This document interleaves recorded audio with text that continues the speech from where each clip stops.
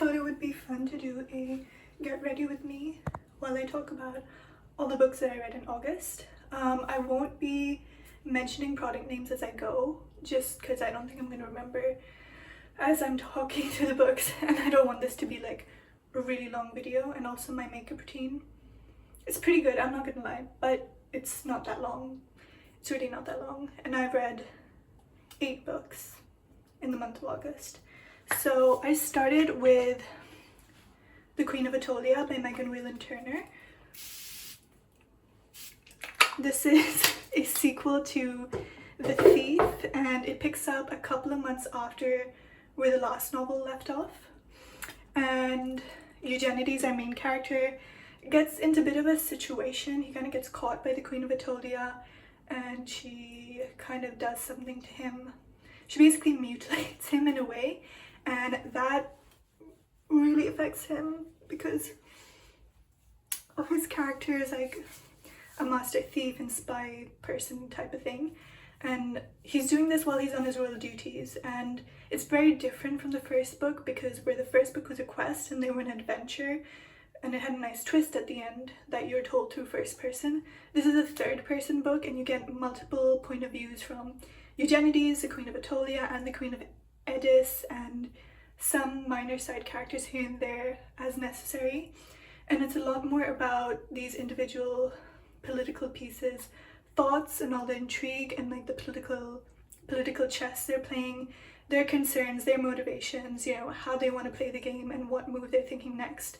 So we know what's going on with them and how they're trying to outmaneuver each other, but they don't know, and they're just kind of doing the best that they can. And you know, following the opening scene, it does plunge the land into war. These kingdoms are all against each other. There's another kingdom, Sunis, which is, I'm glad we don't get his perspective, because that guy is really an antagonist and it probably wouldn't have added to the story. And there's also like a foreign across the sea kingdom, and it's playing in, so it's really, really fascinating and good in that way. I think Whalen Turner did like a really good job, but by the time I got to like the end, like last 50 pages of the book, I just wasn't really bothered to read it and finish it and pick it up. And I don't think it's because it was bad. I think it's just, again, I was still expecting and in the mood for a quest, an adventure type book, so it wasn't fast-paced enough for me, but it was really, really interesting, and I loved getting to know all of the other characters deeper and their loyalties and just how the kingdoms are set up and how they work. And I personally do like descriptions of battle and war, so I liked seeing all that maneuvering. But yeah, it wasn't what I wanted to read at the time, so I really had to force myself to finish it.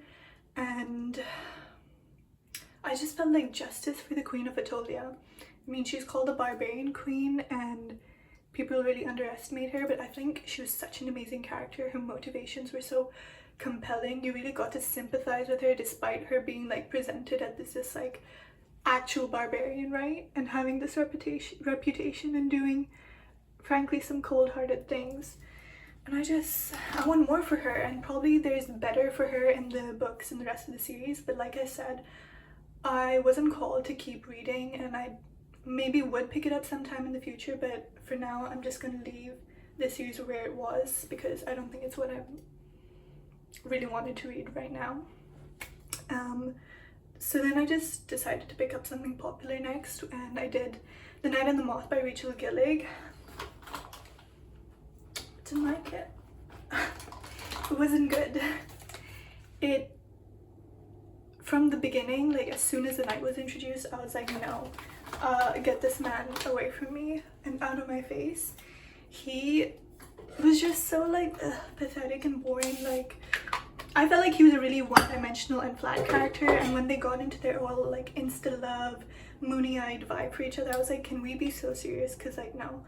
I thought the gothic, that's why I picked it up, it was a gothic fantasy and I was really interested in it.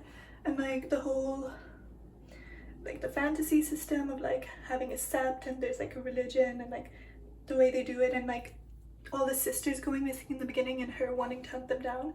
I was like, this is amazing, exactly what I want. But unfortunately, I feel like that plotline's just kind of got sidelined. It wasn't really there in the forefront, and I would have liked the author to bring it more in the front because it was really interesting, and it just got pushed to the side in the favor for like sort of a knightly quest and like doing what the king and the knighthood are aiming to do, and I was just like not interested in what was going on. The magic system or the magic things that they were interacting with were not as interesting as whatever was happening on the religion side and like the sept and stuff and what the sisters do.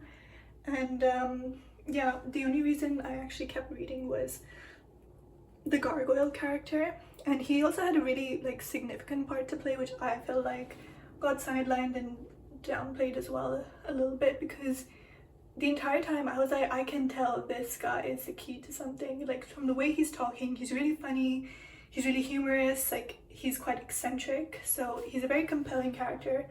And I was like, can we please just talk to this guy? So it's kind of a frustrating read. Like, can we just focus on this instead of, oh my god, the knight, he's so big and his armor is so shiny and I also want to be a knight. I just wasn't into it because it kind of got horrific at the end, and in a good way. Like, we should have had more of that. The ending was a cliffhanger. I don't really remember what happened, and I'm not gonna read the sequel when it comes out probably.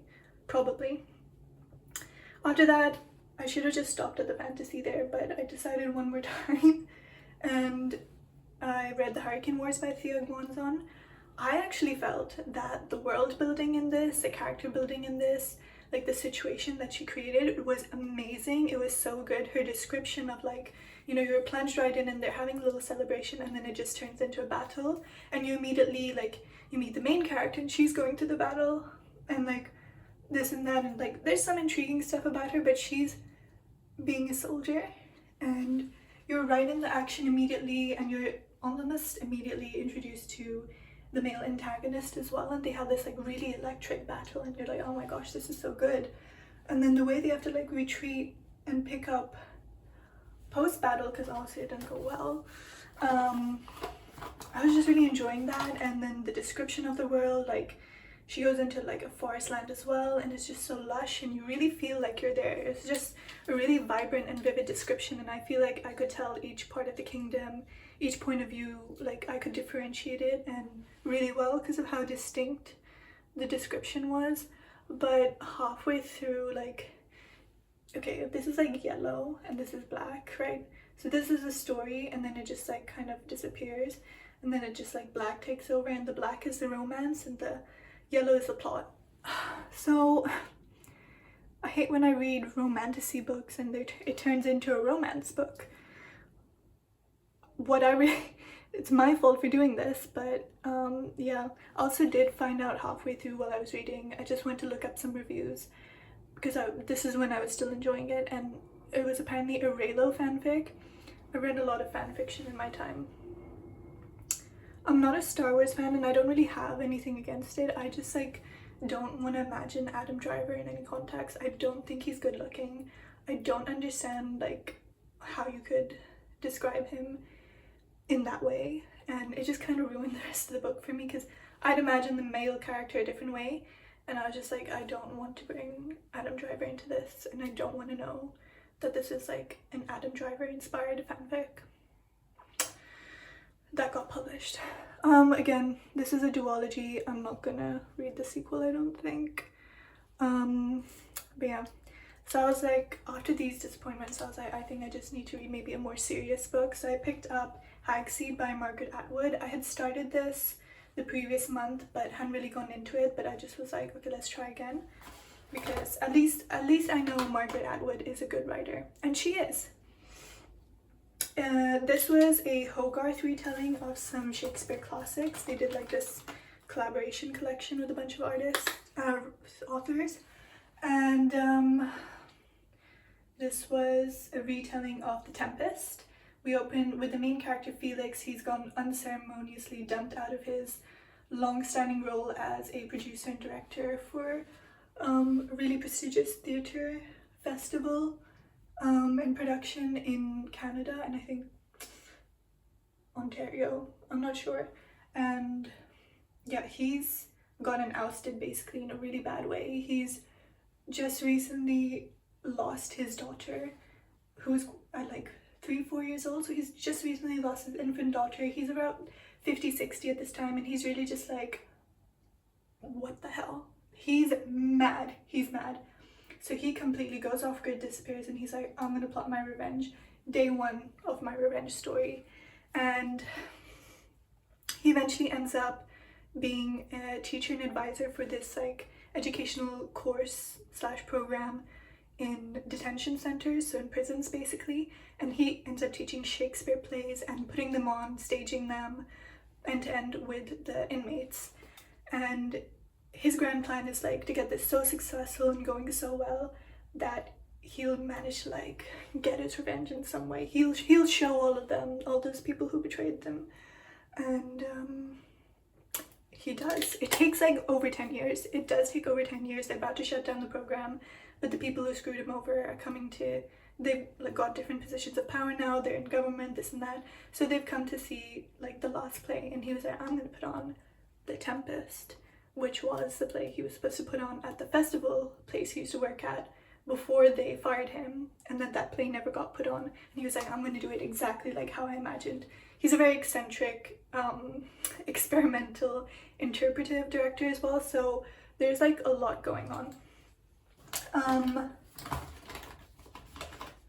So he does that, and you know, it's kind of about how he's in his own mental prison, and he's teaching them about prisons, and he's teaching them about the play, and he's really focused on his revenge, but at the same time he's old, right? He's grieving. He hasn't gotten over things. He still imagines his child and like sees her as an apparition in his house, and like she grows up with him, but she's not a real child, and he knows that. So it was a really interesting book. I just fail to connect with Margaret Atwood's novels sometimes. I think it's something about her writing. I just find it really aloof and removed, and it's quite objective, and I do think that works for a lot of her books, like The Handmaid's Tale, for example, but I just sometimes struggle to connect with her writing, and that always means that her books just don't land for me the way I wanted them to or I expected them to. So it was an okay read for me. I do respect her as a writer. I think Elias Grace is an amazing book, and if you're gonna read any Margaret Atwood book, that's the one I would recommend. But yeah, it was just like okay. And then unfortunately after that I went right back to fantasy. So I read the Jasad Heir and the Jasad Crown duology, which is an Egyptian inspired fantasy about, you know, a female heir to the Jasad kingdom, which was completely razed and destroyed, and you know, they were like, these people are crazy, their magic turns them crazy. So she's kind of in hiding in exile, and she doesn't really know if she wants to go back and save her land or like be the voice of her people and be the crown again, because she had some messed up things happen to her. But yeah, she's in hiding. She's determined to hide all her life, but I really liked her as a character.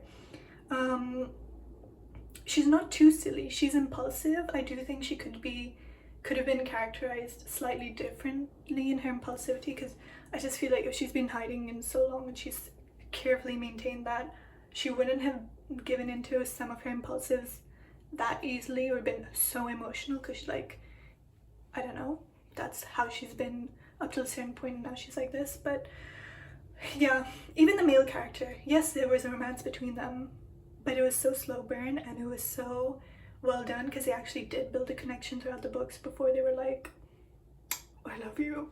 And it was just a really nice bittersweet ending as well. Oh, let me do it like this. But I really liked it, although I would say I'm cautious to say how Egyptian inspired it was. They just had a couple of like across the Muslim world names thrown in here and there and descriptions, but I wouldn't really say there was, it didn't feel like heavily Egyptian or Arab to me at all.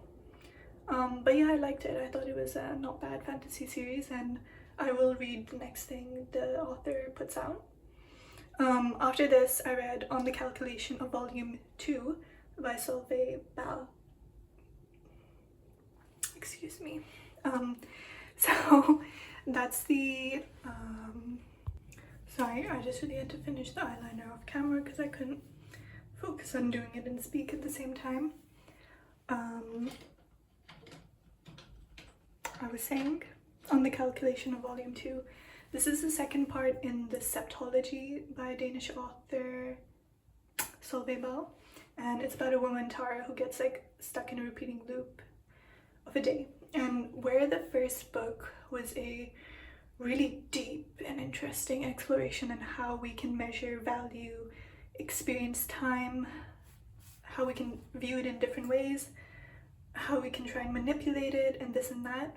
This was an exploration of experiencing different seasons and how we experience time through winter, spring, summer, autumn. I don't know why I just like blanked when saying that. And it was really, really beautiful. And she travels like, because obviously she's stuck in a random day in November. She travels up to the north if she wants to experience winter. She'll go slightly like to the west when she decides it's springtime for her and she feels like she'd be progressing into spring, because she has been counting all her days. And this is like her second year of being stuck in November. I think it's November 17th or 19th, but she's like that, and she's like, I need to like experience time passing for myself, and I'm gonna do it in like a season, what's the word, meteorological sense. And it's just really nice. It's really good. Like, she goes to all these different places. She's finally interacting with different people instead of feeling super isolated, and it ends on a really nice point because she's like, OMG, I've met someone else who's stuck in time. And I'm really looking forward to the third and fourth one now, because where the first one was kind of like a battle, because you yourself get quite frustrated. You're like, oh my god, it's literally, she's living the same day, and she's obviously getting progressively depressed and isolated and consumed by like worry and all these thoughts, and being like, oh my god, when is this gonna end? And false hope that maybe when the year completes on the dot, she'll be like free. And it doesn't. And these sort of painful and awkward interactions she's having with people in her life, it was just really nice to see that change of pace. So I'm excited to see what the author does for the following 5 books. I mean, I think 2 are getting published in November, or the translated versions in November, and the last 2 haven't been released, or the last 3. So I'm excited that went well, because when I read the first book I was kind of like, don't know how I feel, but I already had the second one with me, and I really like it. I really liked it, and it's not that long. Funnily enough, I read both of them while like on a long drive / road trip, and I kept wanting to like pick up something else, but hadn't really brought anything else, and I was like, I just have to go through this. So maybe don't read it like that, because I do think it's really nice to just pick it up in the morning on your commute, put it down, pick it up, put it down. That sort of book is not an all-in-one go book at all. But yeah. And then the last book I read was The Starving Saints by Starling. I really like this book. I really, really loved it. It is a horror novel. It's kind of gothic horror. There's a siege happening in Amour. I don't know if it's a castle or a cathedral, because it used to be, what's the place where the nuns live? I'm forgetting. Anyways, it used to be a place where a bunch of nuns lived, and like they have a different religion in this as well, and like honey and bees are kind of a part of it. And we're following 3 main characters: a knight whose name I don't remember, I'm sorry, Posay, who's an excommunicated nun, because she's kind of not treason, I don't know the word, I've forgotten the word. Basically, they're a heretic nun who's conducting her magic experiments, and she has conducted a miracle magic experiment where she's able to purify the water that they have in the castle. And the king's like begging her, he was like, you need to do a miracle so we can get food, because we don't have any more food left. And she's like, I don't know how I can do that.